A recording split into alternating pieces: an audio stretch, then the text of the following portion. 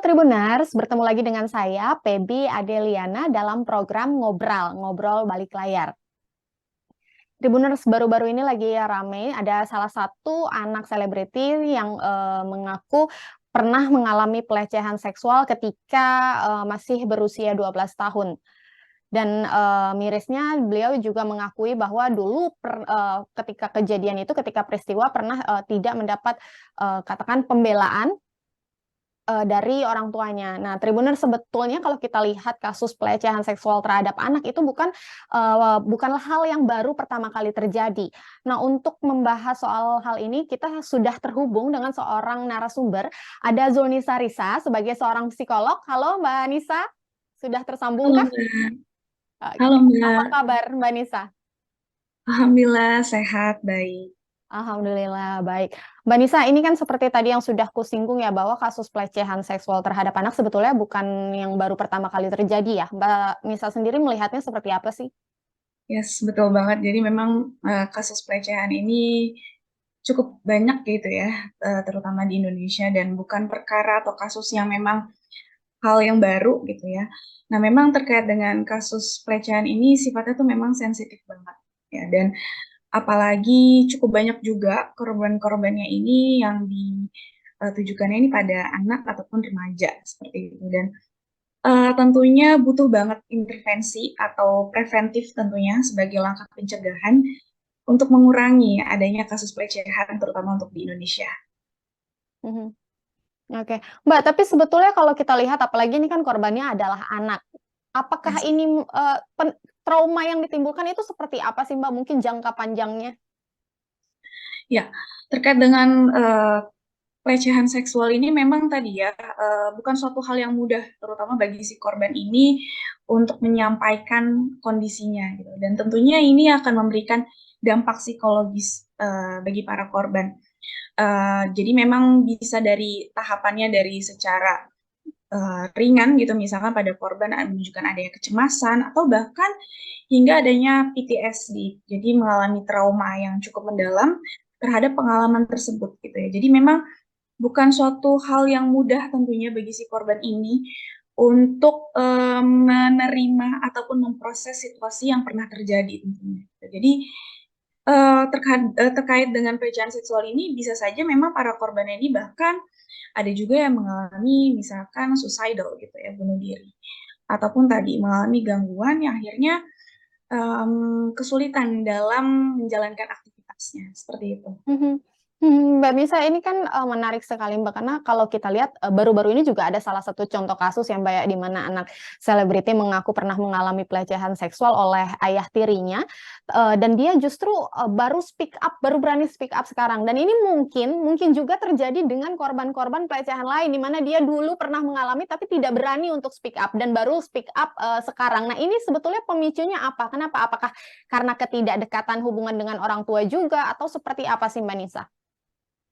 Ya, jadi balik lagi, perkara ini bukan suatu hal yang mudah tentunya dan apalagi cukup tabu sebenarnya untuk di Indonesia. Bahkan terkait dengan pendidikan seksual memang masih sangat tabu banget di Indonesia. Dan bagi para korban tentunya ada faktor psikologis yang dimana mereka sulit untuk menyampaikan kondisinya dari segi aspek kecemasannya gitu ya, dan tadi memproses situasi yang ada atau bahkan bagi si korban masih belum memahami nih dengan kondisinya apakah yang dia alami ini tuh termasuk dengan pelecehan seksual seperti itu. Selain itu tadi ada faktor kecemasan juga, lalu juga dari faktor eksternal bisa saja lingkungan yang ada di sekitarnya belum menerima atau tidak yakin terhadap statementnya gitu ya. Karena terkait dengan pelecehan seksual ini kan butuh bukti gitu ya Mbak ya. Nah, ini nih yang akhirnya jadi masalah tentunya karena nggak mudah juga bagi si korban untuk menunjukkan bukti-bukti bahwa mereka ini menjadi korban dari pelecehan seksual seperti itu.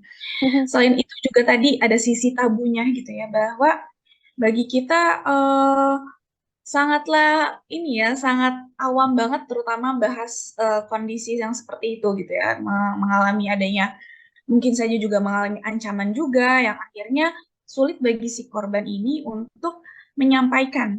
ke orang-orang di sekitar, orang-orang yang ada di sekitarnya, ataupun banyak juga yang korban, apalagi korban yang berada di pelosok gitu ya, yang sulit akses terhadap media dan sebagainya, untuk mereka speak up seperti itu. Jadi mereka cukup kesulitan untuk menyampaikan kondisinya atau melindungi dirinya tentunya terhadap tadi situasi yang cukup mengancam juga gitu ya.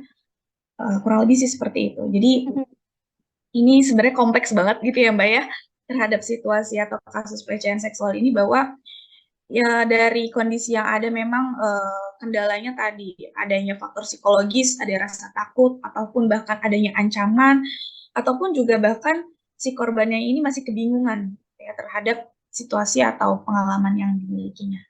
Hmm. Artinya korban mungkin bisa dikatakan masih belum paham betul apa yang harus dilakukan ketika menghadapi permasalahan seperti ini ya Mbak. Tapi sebetulnya hal ini masuk dalam sesuatu yang harusnya penting diajarkan oleh orang tua juga sejak kecil atau bagaimana sih Mbak sebetulnya? Ya betul sekali Mbak. Jadi memang untuk pencegahan pelecehan seksual ini yang perlu orang tua lakukan adalah yang pertama pendidikan seksual sejak dini. Bahkan sejak bayi sebenarnya. Jadi misalkan dari usia bayi gitu ya, ataupun toddler, ketika bayi misalkan kita harus ada permit dulu untuk misalkan mengganti pakaian anak seperti itu. Nanti ketika toddler dijelaskan juga bagaimana fungsi dari anggota tubuhnya, bagian mana yang boleh disentuh ataupun tidak, dan seterusnya gitu. Nanti semakin lama beranjak ke perkembangan remaja, tentunya bagaimana mereka mengalami misalkan pada wanita menstruasi, misalkan anggota tubuh mana yang nantinya akan berubah, begitu juga dengan laki-laki gitu. Jadi memang yang paling penting adalah pendidikan seksual sejak dini sebenarnya seperti itu. Dan juga selain itu juga perlu sekali bahwa orang tua mengedukasi anak, melatih anak untuk membaca situasi. Karena kalau dari contoh kasus yang ada, nampaknya memang kendalanya terkait dengan tantangannya rata-rata gitu ya. Dari berbagai kasus yang saya temui juga, pada anak, terutama pada anak dan remaja, belum memahami seutuhnya dari situasi sosial yang dia hadapi seperti itu. Situasi mana yang memang berbahaya, mengancam, misalkan cukup banyak juga yang belum memahami, oh ketika berduaan saja apakah ini aman atau tidak dengan lawan jenis dan sebagainya. Jadi selain pendidikan seksual juga tentu juga perlu adanya pendidikan terhadap pemahaman situasi sosial seperti itu. Mhm. Nah, ini terkait dengan pemahaman situasi sosial, Mbak Nisa. Kadang kan mungkin kita sebagai anak kurang paham atau menganggap ya sudah, beberapa kasus misalnya kita katakan anak dilecehkan oleh anggota keluarganya juga, mulai dari yang misalnya orang tua tiri atau bahkan juga mirisnya masih ada orang tua kandung yang melakukan pelecehan terhadap anaknya. Nah, ini kadang kan kita sebagai anak juga mungkin merasa ya sudah ini orang tua saya seperti itu. Nah, ini sebetulnya apa yang salah Mbak Nisa? Bagaimana Mbak Nisa melihatnya? Ya, memang pelecehan seksual ini kasusnya pelakunya ini kebanyakan adalah orang-orang terdekat seperti itu. Nah, tentu ini sebenarnya dalam keluarga itu kan adalah sistem gitu ya Mbak ya. Jadi memang diperlukan sekali pemahaman juga tentunya, nggak cuma untuk si anak, tapi orang tua untuk sadar mengenai bentuk-bentuk perilaku tadi pelecehan seksual. Misalkan pada anak perlu diedukasi nih sentuhan mana yang memang menunjukkan kasih sayang, sentuhan mana yang memang mengarahnya ke pelecehan gitu ya, membuat kita menjadi nggak nyaman, nggak aman. Nah, ini perlu kita edukasi, perlu kita latih. Misalkan pada anak-anak ataupun remaja, kita juga bisa melakukan dengan tekniknya bermain peran, misalkan role play juga, untuk dia tahu seperti apa sih sebenarnya orang-orang yang memang patut ia percaya seperti itu. Dan khususnya terkait dengan remaja juga, tentu butuh teknik yang berbeda gitu ya ketika melatih pada remaja.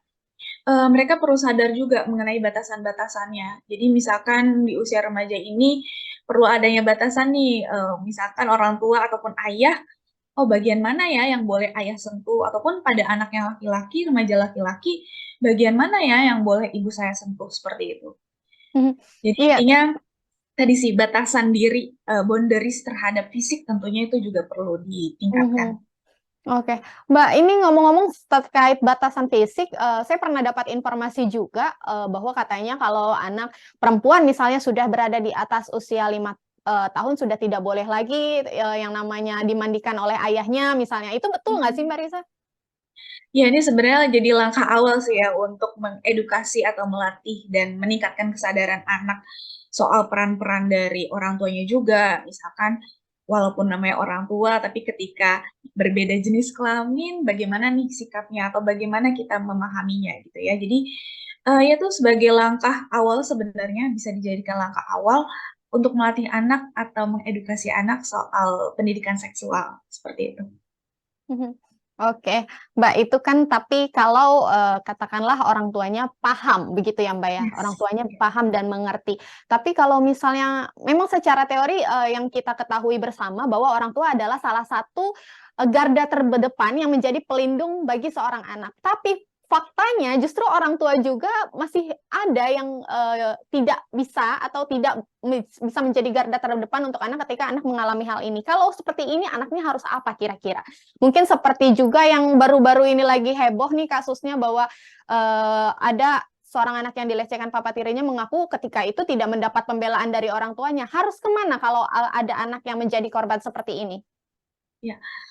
Nah, ini sebenarnya tadi ya, dalam pendidikan itu adalah, sistem yang holistik tentunya. Jadi pendidikan seksual terutama gitu ya, nggak cuman orang tua yang berhak untuk memberikan pendidikan atau pengetahuan akan, perihal seksual ini, tapi misalkan dari sekolah juga berhak untuk memberikan pendidikan seutuhnya mengenai, seksualitas, seperti itu. Jadi tadi untuk menghindari adanya, peran-peran terutama cukup banyak benar banget sih tadi cukup banyak kasus, untuk para pelakunya ini adalah keluarganya sendiri.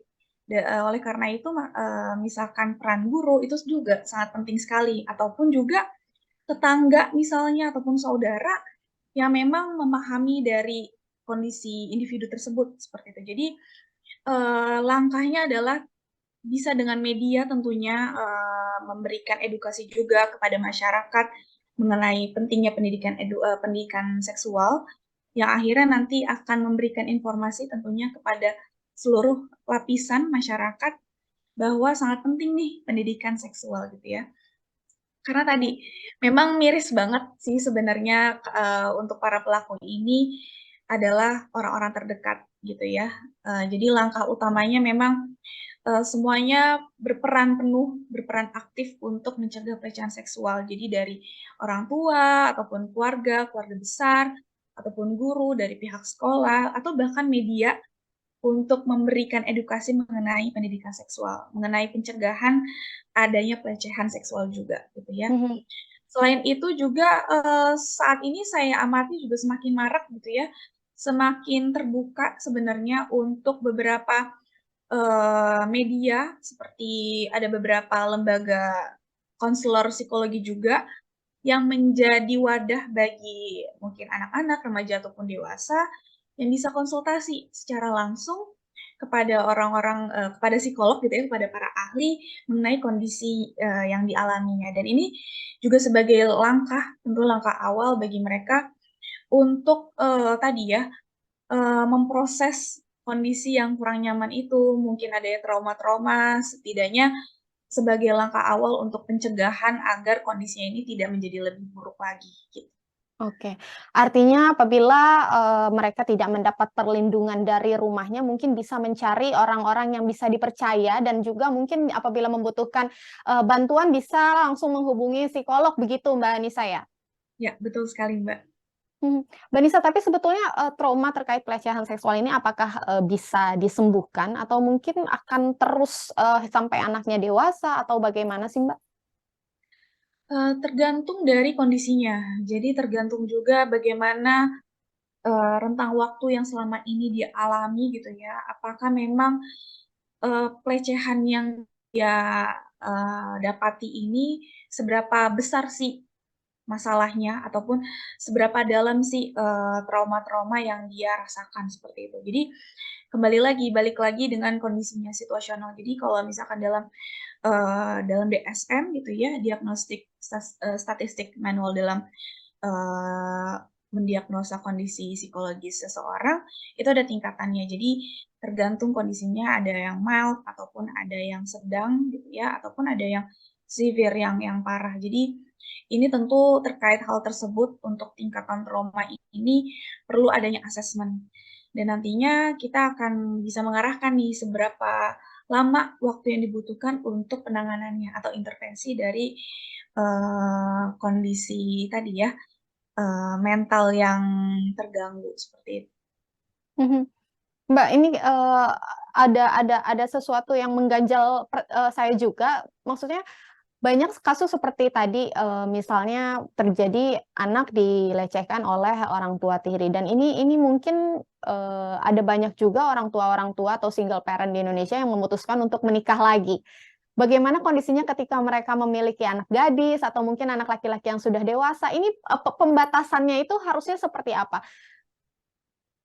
Oke, terkait pembatasannya, yang perlu dipahami bagi si ibu bagi si ibu ataupun ayah gitu ya, misalkan yang ingin mungkin tadi statusnya eh, ingin menikah lagi seperti itu, yang perlu diketahui adalah bagaimana nih calon pasangannya. Tentu itu yang menjadi concern juga gitu ya. Bahwa bagaimana dengan pola perilaku pasangannya, bagaimana juga pasangannya ini menerima kondisi anak, dan selain itu juga perlu adanya nih edukasi pada si anaknya. Ya, apalagi orang tua tersebut sudah memiliki anak dan ini perlu diedukasi terkait dengan nantinya hubungannya dengan ibu sambung atau ayah sambungnya itu harus seperti apa. Dan tadi perlu ditekankan juga adanya boundaries gitu ya, bahwa dengan orang tua tadi ya, orang tua tiri atau ibu tiri atau ayah tiri ini ada loh batasannya seperti itu. Misalkan bagian tadi ya, bagian tubuh mana yang mungkin pada orang Islam ada baik apa ketika disentuh gitu ya batal wudunya, misalkan ini jadi salah satu contoh sih bahwa perlu adanya penekanan gitu ya bagi orang tua atau si ibu atau ayah ini ketika ingin melanjutkan hubungan dengan seorang yang baru gitu ya, perlu adanya edukasi kepada anak Hmm. mengenai hal-hal yang memang diperbolehkan misalkan, dan juga yang tidak diperbolehkan. Misalkan tadi ya berpelukan contohnya, ataupun anggota-anggota tubuh mana yang memang boleh disentuh dan tidak sih. Seperti itu.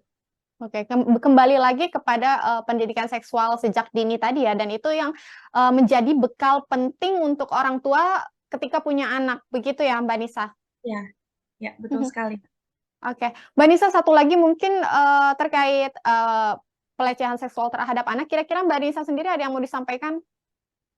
Ya, terkait pelecehan seksual ini sungguh kasus yang kompleks tentunya. Semuanya berperan penuh terhadap pencegahan dari pelecehan seksual.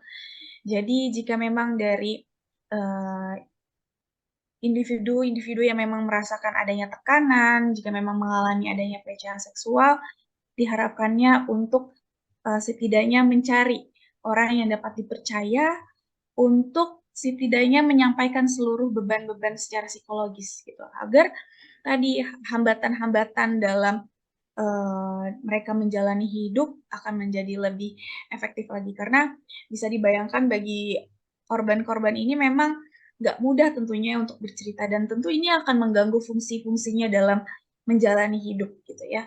Jadi yang pertama adalah cari orang terdekat ataupun orang yang memang bisa dipercaya untuk diajak bercerita.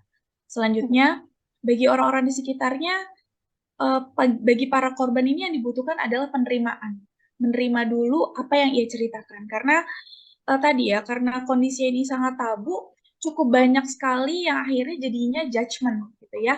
Ataupun jadi stigma bahwa, oh, masa iya sih kamu dilecehin gitu ya. Ada rasa tidak percaya misalkan seperti itu yang akhirnya jadi buat si korban ini jadi makin down. That's why butuh banget nih kesadaran diri pada diri kita juga. Bagi korban pelecehan ini butuh banget ruang dan adanya empati dan juga penerimaan dari apa yang ia rasakan. Seperti itu. Baik, Mbak Nisa, terima kasih sekali untuk wawancaranya hari ini. Sayang sekali durasi kita sudah habis, Mbak. Sama-sama Mbak, terima kasih juga. Ya, Semoga mudah-mudahan ya. Ya, semoga Tribun menjadi media yang bisa tadi ya mencegah pelecehan seksual dan mengedukasi pendidikan seksual. Iya, terima kasih banyak Mbak Nisa. Mudah-mudahan nanti kita bisa bertemu di lain kesempatan. Ya, Mbak Amin. Terima kasih. Ya, Tribuners, itulah dia sesi wawancara kita hari ini terkait dengan kasus pelecehan seksual yang memang masih terjadi kepada anak-anak. Dan tadi seperti juga sudah disinggung dalam sesi wawancara bahwa memang banyak kasus terjadi justru menimpa anak dari lingkungan terdekat kita. Bahkan pelakunya bisa jadi orang tua tiri atau bahkan beberapa kasus juga terjadi dilakukan oleh orang tua kandung gitu, Tribuners. Dan sebagai orang tua juga kita harus penting membekali diri dengan pengetahuan tentunya dan juga tadi penting untuk memberikan edukasi seksual kepada anak bahkan sejak usia dini. Itu dia Tribuners. Untuk sesi hari ini kita sudahi dulu, namun besok kita akan kembali dengan episode yang lebih menarik. Tetap di Tribun Jakarta. Saya Febi Adeliana, pamit undur diri. Terima kasih.